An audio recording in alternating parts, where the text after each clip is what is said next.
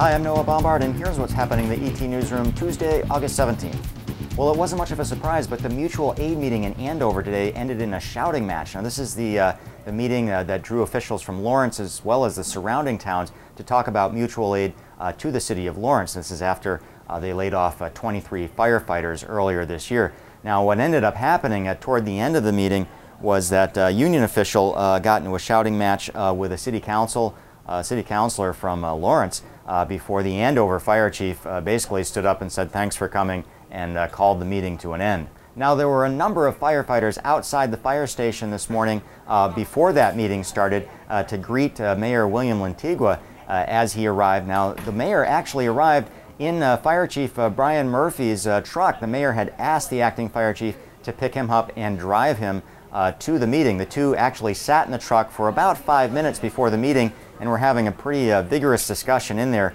before they came into the fire station. So with all the excitement of today's meeting aside, what does it boil down to? Well, a lot of people at the meeting were saying this really comes down to the city of Lawrence, specifically the mayor, sitting down with the union and hammering out an agreement that would allow some of those 23 firefighters, if not all of them, to return back to work and return to the staffing levels the city had earlier.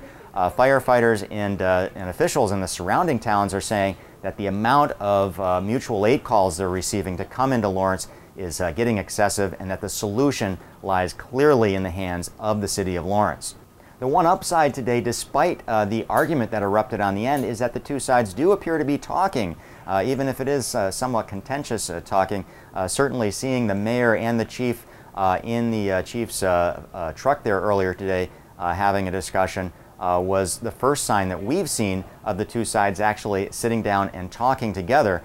Now, much of the discussion up to this point has really come through the pages of the newspaper, with the mayor or the fire chief or the union officials making comments, and those comments getting back to the other parties via newspaper stories. Now, of course, the big question is, with all of the water under the bridge with this story, can these two sides sit down amicably and come up with an agreement? Certainly words have been said both in the pages of the paper and on video from both sides that have really stoked the fires, and you can see a little bit of that even today when someone asked why the chief brought Mayor Lantigua to the meeting today. The mayor responded basically that the chief works for me.